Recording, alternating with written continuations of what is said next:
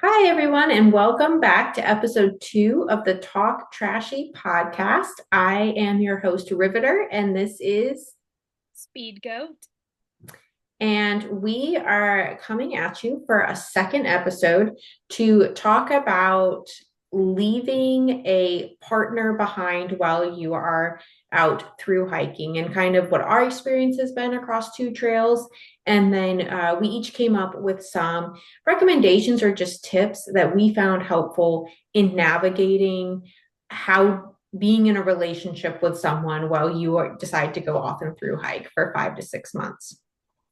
But before we dive into that, this is also the time for SpeedGoat and I to catch up with each other a little bit. To kick it off, though, I thought I would have SpeedGoat share how she came up with the name Talk Trashy for our blog and podcast, because some of you may not be familiar with this specific hiker lingo. Yep. So something that you might hear when you are on trail or even before you get on trail, um, is hikers being referred to as hiker trash. Um, and this just basically means like you're dirty, you're not taking showers regularly. Um, you're just kind of a trashy individual. Um, For SpeedGoat, this is literal because she thought going on the AT that she needed all of her clothing to match. She wanted a very monotone color scheme.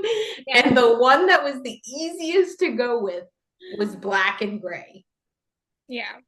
And I love Enlightened Equipment, amazing stuff. But when you order their fabric in black, you look like a hefty bag. Yes, you literally look like a trash bag. We will share a picture, Hugh, because you have to see what she looks like in full hefty gear. Yeah, I did not make that mistake on the PCT. But it basically refers to you as the hiker being kind of trashy, but then also things that you do. Um, It's just definitely things that if you were not on trail, you wouldn't do. Like you wouldn't take toilet paper out of a pit toilet because you forgot to get some in town. yes, Um, wouldn't be like leaving your phone to charge behind a vending machine because that's the only outlet you can find.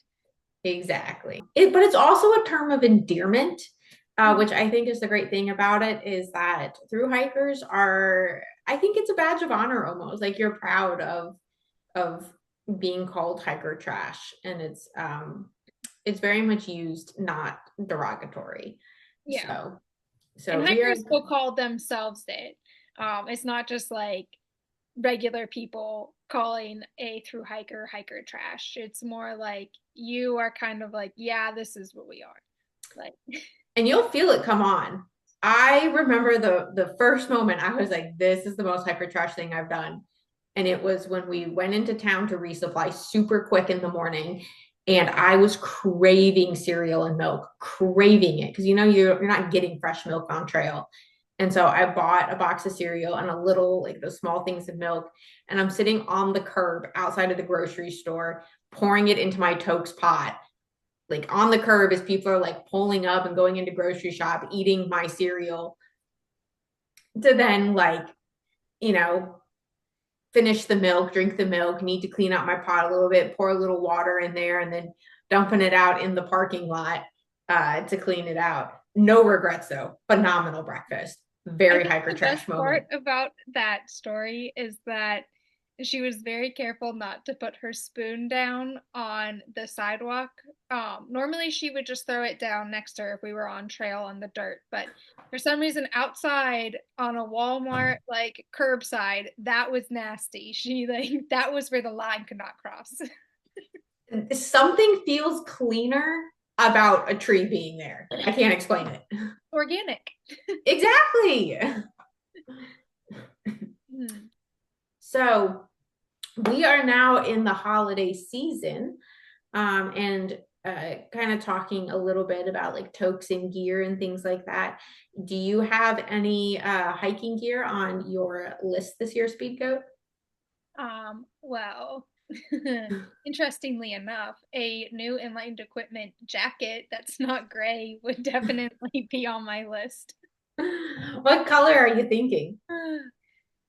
I'm thinking total opposite of what I have right now and do a yellow and pink combination.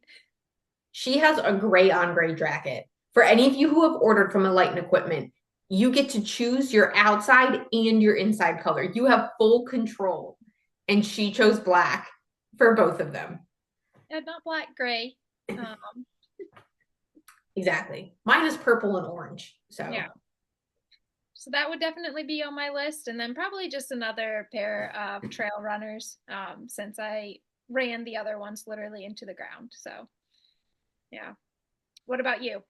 I will say, starting the AT, starting our first through hike, right? We were in this like buying frenzy. I remember our Christmas list that year was like exclusively gear or like money to buy gear. Starting the PCT, not so much. Maybe clothing, I think, was the biggest thing that we switched out that we looked for gifts. And now, considering the CDT potentially, I can't say there's anything in on my of my gear that I would at this point change out or switch or like even clothing. Besides, having to get new shoes, I would still stick with what I've been wearing before. But does it take 2, 3 hikes to perfect your gear? Yeah, I would say so. And then, I mean, you have a good basis, of things that you liked, that we already got, like the enlightened equipment, sleeping pad, or sorry, sleeping bag, like sleeping pad. Like we have our big three. Mm-hmm. And I think that was like the major stress. And then all the other little knickknacks, like I feel perfectly fine figuring out those if I need to swap them out or whatever. It doesn't feel as daunting. No, I would definitely agree with that. The your shopping list or like packing list is just so much shorter. Whereas before it was like, I need all of these things. I need a knife. I need a towel. How do I find all of these things, UL? I think now we're at the point where we're like, we just, I don't need it. Yeah, and almost to an extent of like, I know this is probably bad, but I'm also just kind of like, if I get to trail and I find out that I needed something that I don't have, I will just buy it and have it sent out to trail. It's a also just like a very like, man, like it's not the end of the world. Um, I'm sure I'm gonna have to switch something out. So like, it is what it is. I know we've mentioned this before, and this is definitely a privilege of budget, that sometimes before trail, when you're sitting there looking at the price tag of an item, and you're like, no way is this worth $200. Well, you're comfortable, and then you get out to trail, and you're horribly uncomfortable, and you are like, I will pay $600 to not feel like this right now, and suddenly you're willing to buy that piece of gear that maybe before, when you're sitting in your living room, you're not. Yep, yep. And then also when you think about things like for the extent that you're going to use them, like some of the sun shirts that you can buy or things like that have a good like price tag to them too. And something that you have to remind yourself is like I'm going to be wearing this potentially for like 6 months. Um so If keeping you that, break down the daily cost of it, right? How much is that shirt really yeah, costing? that shirt is going to pay you by the end of trail. That's true. Yeah. Right. So we'll go ahead and get into the meat of our podcast today. Hmm. And that is talking about leaving a significant other behind. We both left behind partners when we hiked the Appalachian Trail. And then when we just hiked the PCT, SpeedGoat left behind her partner again. And before we dive into like some of we're going to go back and forth and each share kind of what were some lessons that we learned and tips we would share. But people do get a kick out of hearing the arrangement that we came up with for our partners before we hiked the AT. Yeah. And so, do you want to share that story? Yes, I'll share it. You just jump in with little tidbits too. So at the time, preparing for the through hike, me and my partner Joey were living in Maryland. Um, Riveter and her husband at the time were living in a van. They were doing van life during COVID. So they had planned, since they were living nomadically, they didn't have a lease or anything like that, that they were going to come back. They were living in Northern Virginia prior to COVID and van life. So they were familiar with the area. They were going to come back to Maryland. And we were all going to get an apartment together. Joey and I's lease was coming up. So we were looking at moving anyway. So we were all just going to get a place together. That way, when Riveter and I left, the boys would have an apartment together so that they could have each other as support. With my dog. So Yep. it was our two partners and my dog, Just all guys. living their best life together, just the boys all together for 5 or 6 months. Hmm. Which I think did work out to an extent. Yeah. I mean, you'd have to ask Joey his view on it, but it made it easier for us. So Yeah. because they were both in one place. Hmm. Yep.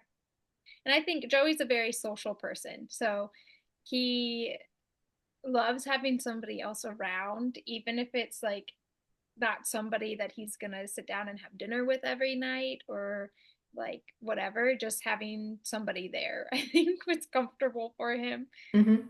But people got a kick out of it that the two girls were off hiking and then the guy stayed back. Yep. So to get started, do you want to go first with one of your tips? Yeah. So to give a little bit of background, so when I went on the Appalachian Trail, Joey and I were together for 4 years at that point. And then when I went on the PCT, it was 6 years. We had been living with each other both times. So we're not married, but rely on each other for support emotionally, mentally, financially. Um, so that's kind of our setup. Um, so some things that I think helped, and some of these things didn't come until after the Appalachian Trail and we got ready for the PCT. We kind of, had a whole through hike to figure some things out. But something I would say is expectation setting. So we do this a lot with other things on the through hike, trying to set expectations for how cold it's going to be, if our gear is going to hold up to rain, all that kind of stuff. Mm-hmm. Um, and so in this scenario, kind of planning more for what I think that communication is going to look like. So know that you could be dealing with potentially like a time difference.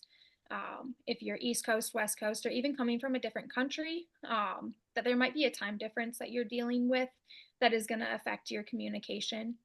Um, the signal is spotty, more so on, I think, the PCT and even on the CDT.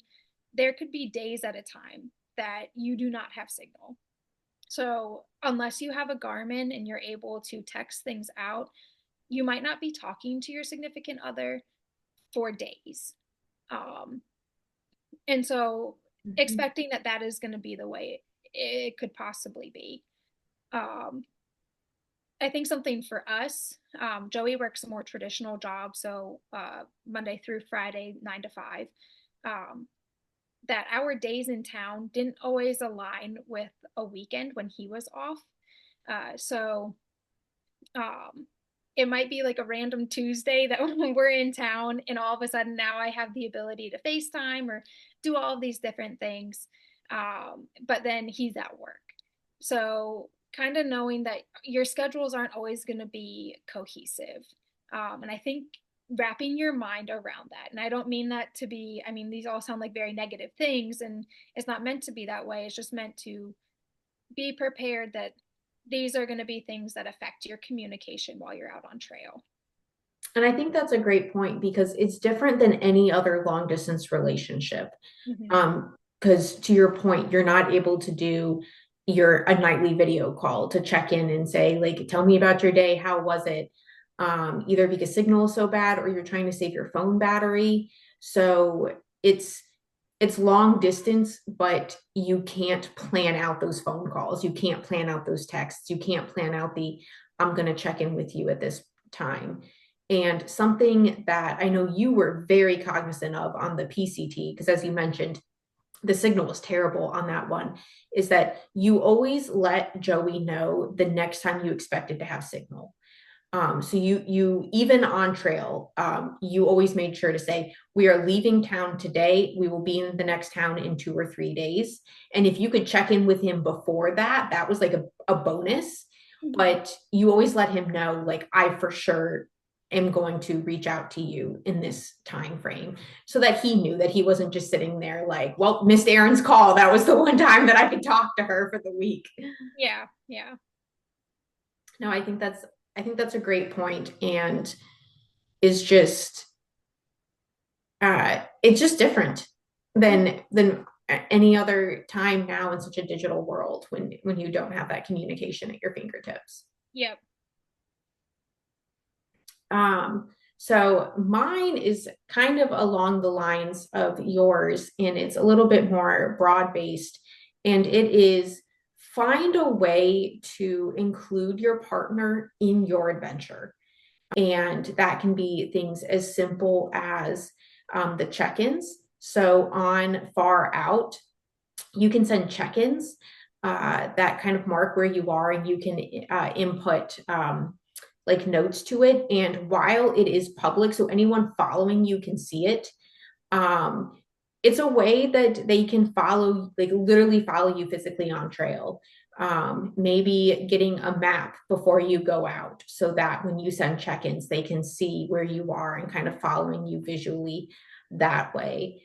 Uh, Sending postcards from trail. I mean, you don't have to go out and buy gifts, but when you get to a town, get a postcard, mail it home, kind of like you would on a vacation. Like, let them see the trail through your eyes a little bit and not just be something that you yourself are experiencing. Sharing photos, that kind of thing. I know it can get to a point where it feels a little burdensome, because you're out there, you're tired. You go into town one day a week and you have to do laundry, you have to shower, you have to resupply, you have to text 10 different people that you're safe, and wanting to go to the store and buy something and write a letter a home, like it just starts to add up in a way that I know now, if you're listening to this, you're probably like, that doesn't sound like a lot, but it can. And I think just taking those little bits of time to find those things to send home just make such a big difference. And SpeedGoat here was phenomenal about that on the PCT. About I think Joey has quite a number of postcards from all the towns we've been to. I mean, he could almost like exactly follow us up trail with the different postcards and letters, and you were very good about finding postcards that resonated to him and his interests. And he loves rocks, and she would pick up rocks, if you can imagine it, a through hiker carrying like a small rock to be able to give him. Yeah. Yeah. You will, Yeah. definitely. Yeah, so I definitely agree with you there, and kind of this leads nicely into my second tip I was going to give people, is just to be creative in the way that you are communicating. Um, so, like you're saying, like the postcards, um, other things is just texting, but texting without knowing that you're going to get a response right away. Like I said, signal can be really spotty. It might not always align that you're going to be able to hop on a phone call or do a FaceTime or things like that while you're out on trail. So even just sending a text or a Snapchat or something, that maybe is a little summary of how your day's going, what's going on. You can even add in like a little like, how's your day going? What's happening at work? Send me a text. I'll get it the next time I have signal. Um, so just being prepared that you might not be able to have a traditional conversation back and forth. It might be, that you're having like these like getting feedback maybe a day at a time or whatever, but it's still a way to connect. Um, I really like the Snapchat or sending voice notes. It's a little bit more personalized. Like you're saying, sending a Snapchat or sending a video lets your partner kind of see what you're going through on trail or what's Mhm. happening there. So that can be kind of cool too. Um, Another thing I think that we really tried to do is trying to meet each other's needs from like a distance, I guess. So Joey really likes getting gifts. Christmas and birthdays are his favorite thing in the world. And so while I'm out on trail, I know that this is about him and it doesn't have to be expensive. Like it was like rocks that I was collecting for him out on trail. I sent him a massive pine cone. It was a pine cone probably about as big as my head. And I was like, he would love this. And I sent it to him. And so that was something that I was able to do from trail. Um, to give it, and he absolutely loved them. They're just mailing it to him. If your significant other is somebody who likes having maybe access service, you could always order them a meal or something to be delivered to them. There are still ways that you can meet your partner's needs without having to physically be there. Um, so that also.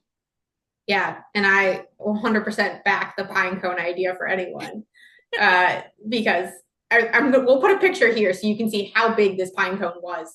But it was, how many days did you carry it?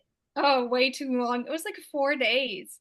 And to make this even more creative, as she's talking about creative communication, we would take pictures with the pine cone that we named Scrat, after the little squirrel thing with an acorn from Ice Age.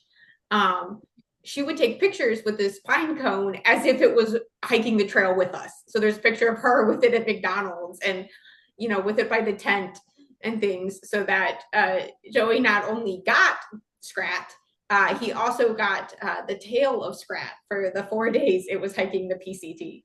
Yes. Yeah. And wow, it's really like we rehearsed this, which we actually didn't, because my next thing really flows into that meeting each other where you're at. Because mine would be making sure when you're communicating and you're talking and you're reaching out, it is not just because it's not just addressing your need. It is not texting or calling saying, I need you to send me this resupply box. I need you to order this to trail. I need this sent out. Can you take care of this thing while I'm gone? And as I mentioned, the town days and the chore days really add up. And it's very stressful to go into town, which I know sounds crazy after being in the woods, but town is actually a very stressful time. Resupplying the chores is, you've got people to call to check in, and there's a part of you that just wants to take a break and relax, and so you just want to be like, hey, can you send this? You may have a ton of stories and needs and things. Don't let it be one-sided. Being, trying to find the time to have a 30-minute conversation with them so they can share about their day and their life and feel like that they're getting you as an equal participant in the conversation, and not just because you need something. And I am very guilty of this with my mother. And if she's watching this, I will say, I am sorry, Mom. On the PCT, my mom mailed all of my shoes out to me. And I very much would just text her in town, hey, Mom, send the next resupply box. And then, like, I would get a text a few days later next to my head service, her being like, how are you doing? I'm assuming you're alive. Um, and that's something I really tried to be more cognizant of, further down the trail of, making sure that I am still finding time for people, even though, I'm out here on this journey. No one wants to feel used or kind of like they're left behind. Yeah.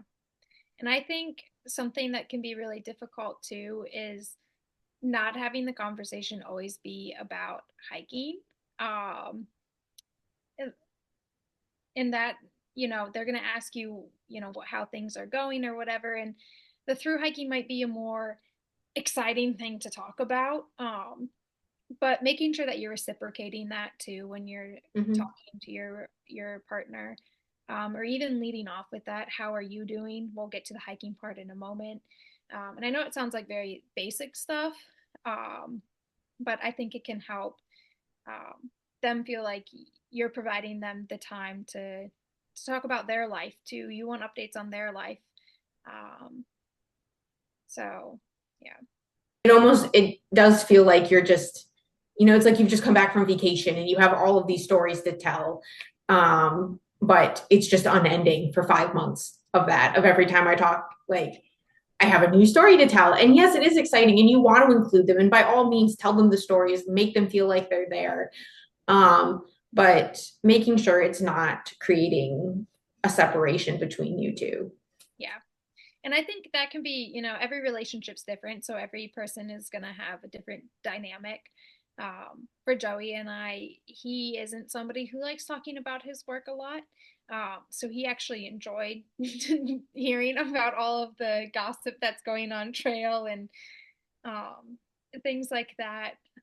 So I think it's also just figuring out what they need and it could even be asking them like how much do you want to know about the trail or um, let me know if I'm talking too much about this. Mm-hmm. um, yeah. Nope, I think that is 100% phenomenal advice. So my last thing that I had um, was kind of along the same lines of you, to keep your partner involved in the trail. um, and this was actually something I thought about too. I have been following along with some of the Facebook posts on the Appalachian Trail for this next class of 2025.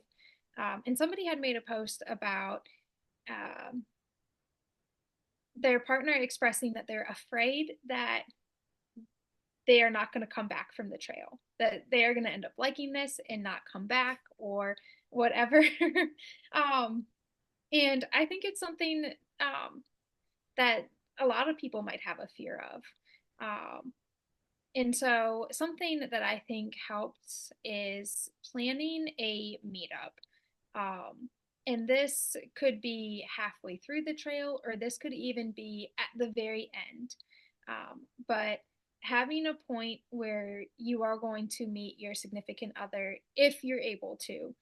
Um, so when we were on the Appalachian Trail, it was a little bit easier because we were on the same coast as our partners. We were on the PCT. We were able to use that as almost vacation time. So Joey came out halfway through and we stopped at Lake Tahoe. So it was somewhere that was cool to vacation and for him to see. And I got in a couple of zeros.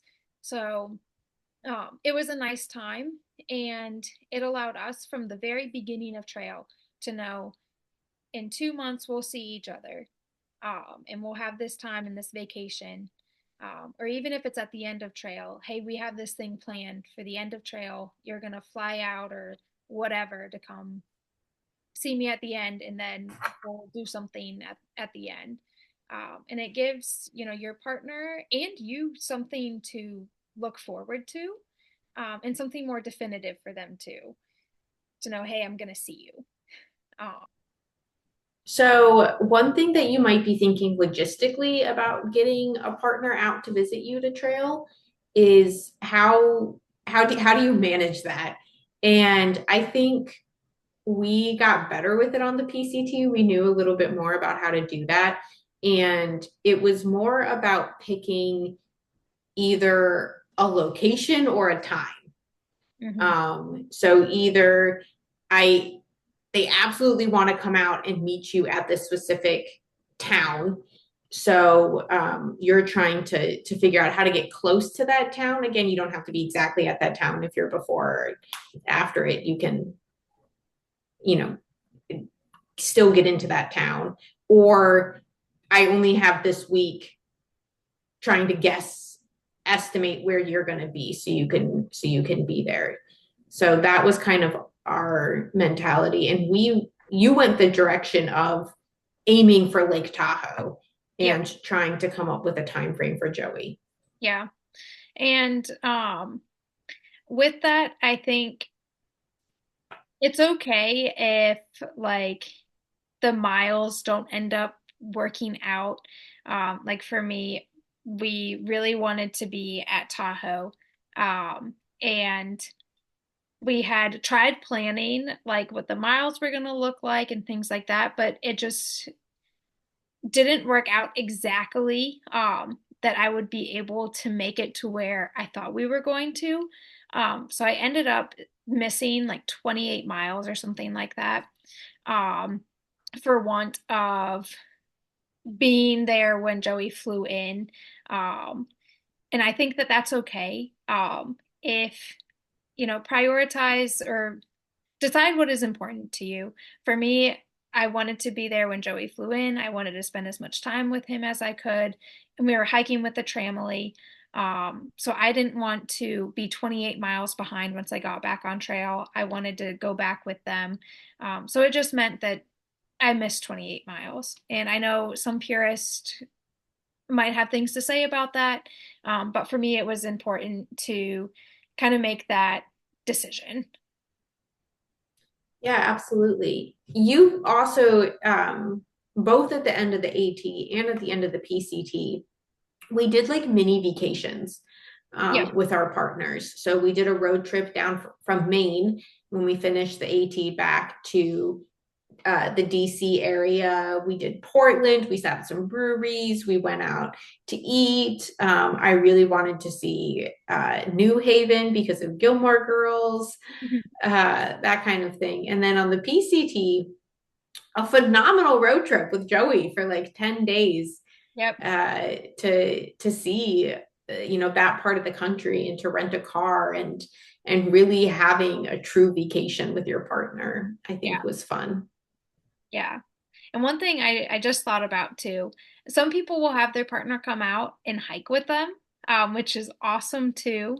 It gives them a chance to be able to see maybe a little glimpse into through hiking.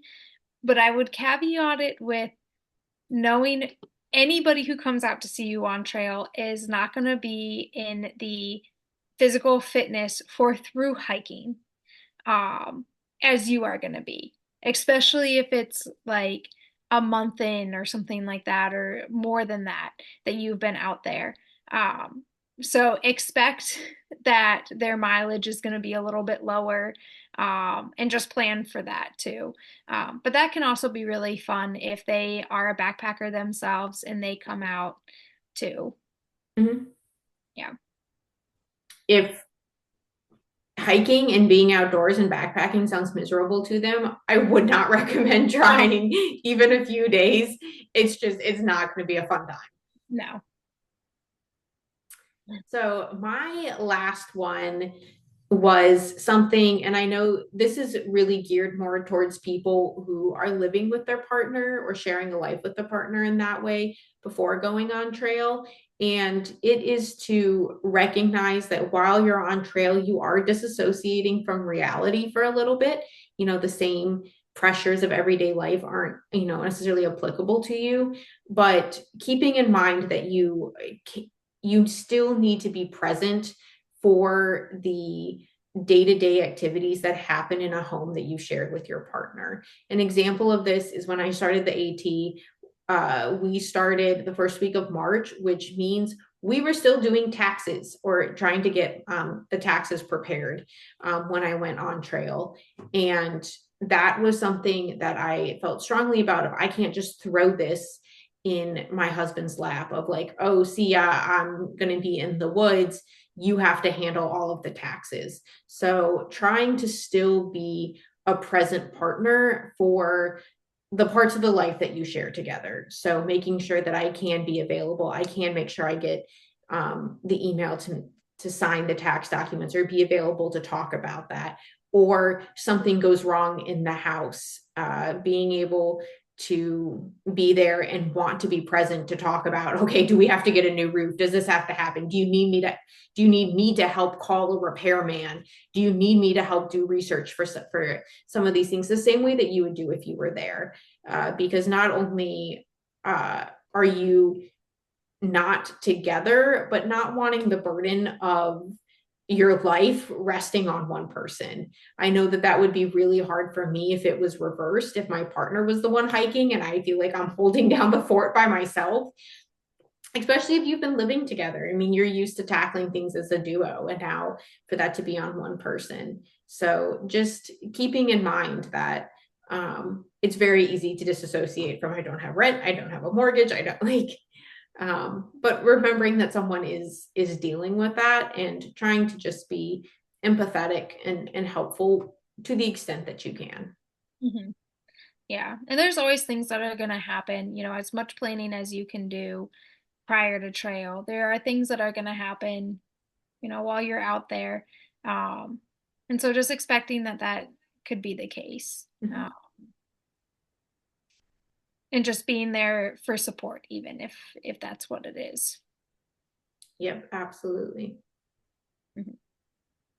Um, so just to anyone listening, if you are a partner of someone who has gone out on a through hike, God bless you, because you guys make it possible. And I do not envy your position, but on behalf of all through hikers, thank you for the support and um, just being willing to do that. I know it cannot be easy to be with someone who actively wants to go live in the woods for 5 or 6 months and away from you, right? Like who wants to do long distance? So I know it is difficult. Yeah. Very appreciative. So now for our trail mix section, we have a new game this time. Well, not new, it's a standard game that we have made hiking related. So SpeedGoat, do you want to introduce it? Yes. So on the same realm or wavelength as relationships, we are going to be doing what's called like a kiss, marry, and kill of different subjects. So this is where we'll give you like three different things, and then you'll say if like you would kiss this thing, you would marry it, like this is the end all be all, or you would kill it, like you would not want it at all. Um, yeah. Okay. All right. Do you want to So start? yeah, I'll start off with one. Um, so my kiss, marry, and kill is going to be of the three major long distance trails. So the CDT, the Appalachian Trail, and PCT. Which one would you kiss, just have like a one night stand with? Which one would you marry? And then which one would you just kill off immediately? Wow, that's a good one. Um, I'm gonna have to say kiss the PCT. Okay. Phenomenal time, great romp. I some parts of it, I can't do the wildfires again. Um, that whole business is just too messy.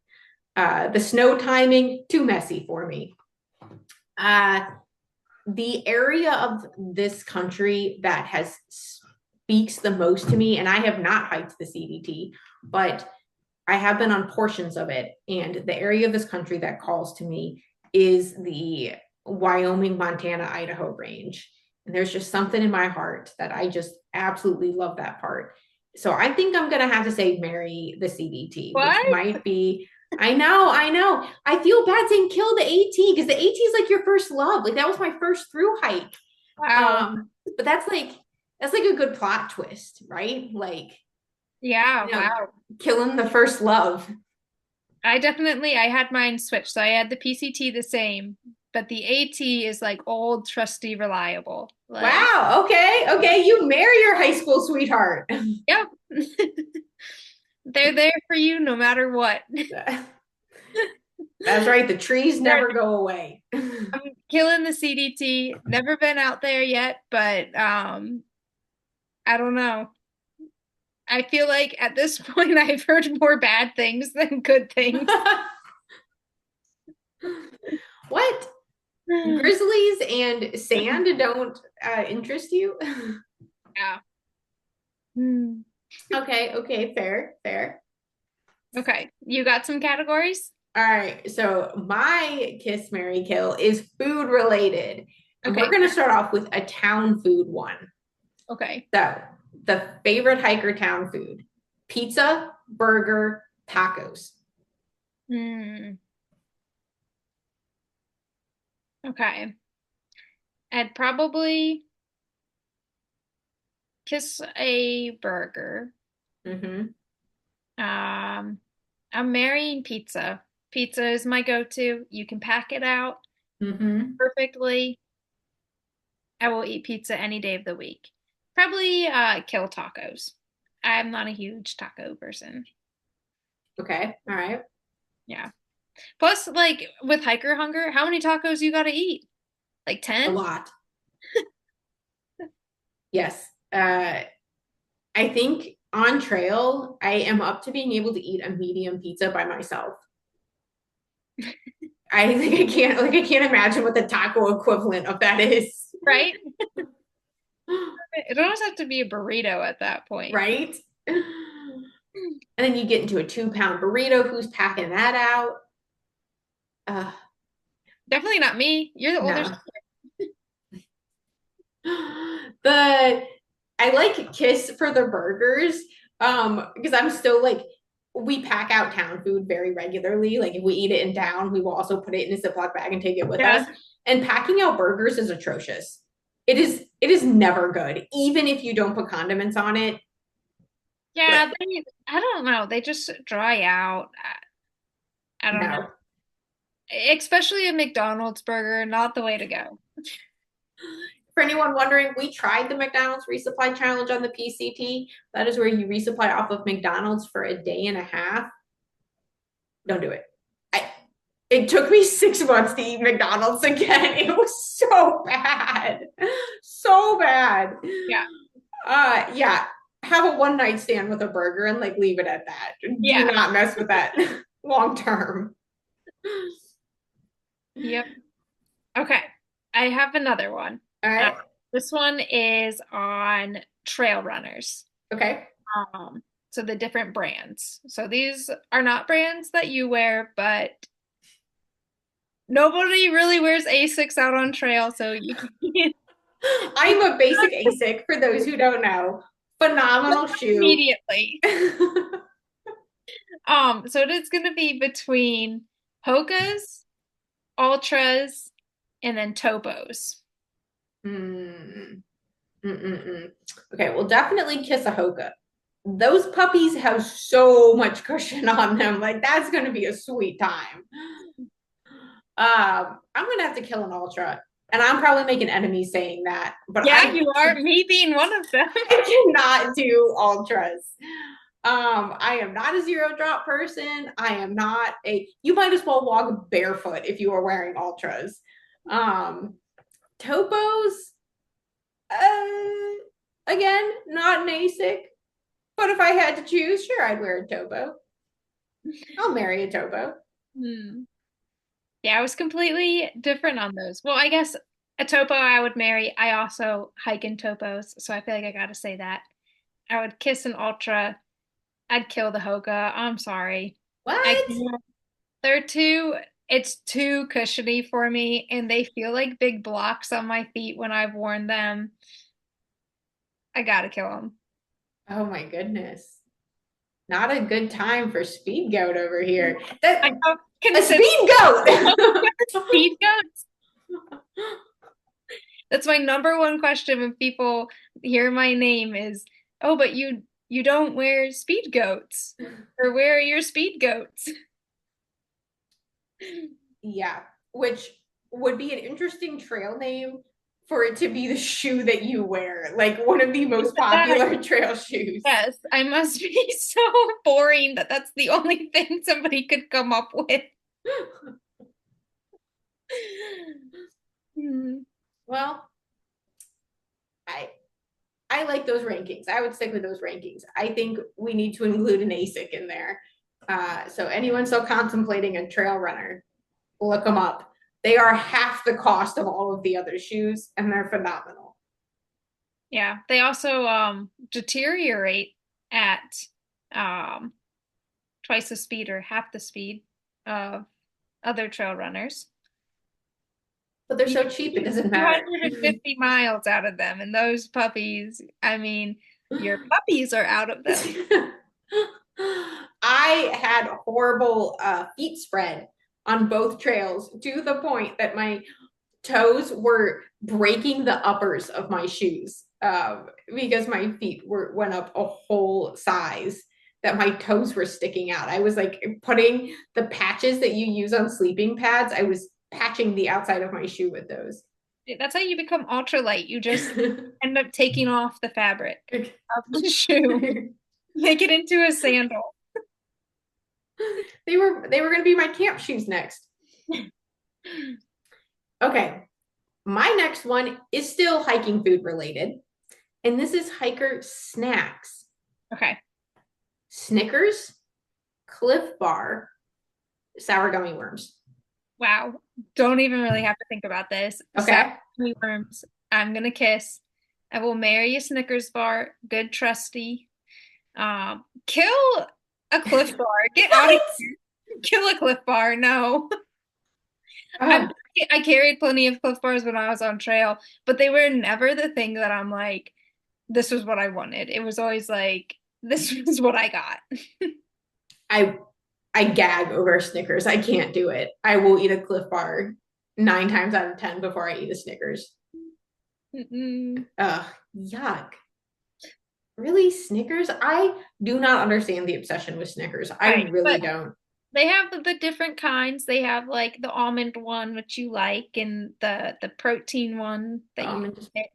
the protein one is good if you have $10 to spend on one candy bar. Yeah. Yeah. But mm. I think I gotta marry the sour gummy worms. Okay. And I then love those things. I use them as breath mints in the morning after my coffee. Pro tip. yeah, If you want to save on toothpaste or mints or whatnot, just use some sour gummy worms before leaving camp. yeah. I don't even think she's gonna bring a toothbrush if she hikes the EDT. She's just gonna bring gummy worms. Clean her. Much better taste in your mouth than toothpaste. Okay. You're losing credibility the more that you speak. I like the taste of cavities. Wow. What a good time. So those were all for my categories. So Yep, that's what I had as well. So we can go ahead and wrap up this episode, our second episode of Talk Trashy. yep. Thank you everyone for watching. Please feel free to check out our website for to read our blog posts, see some other videos, and hit subscribe to follow us on YouTube as we come out with more of these. Just talking about different topics. And definitely leave us a comment, send us a message if there are anything specific you would like us to talk about with trail life or preparation. Hiking season is coming upon us very quickly. So we are always here to talk about all things trail related.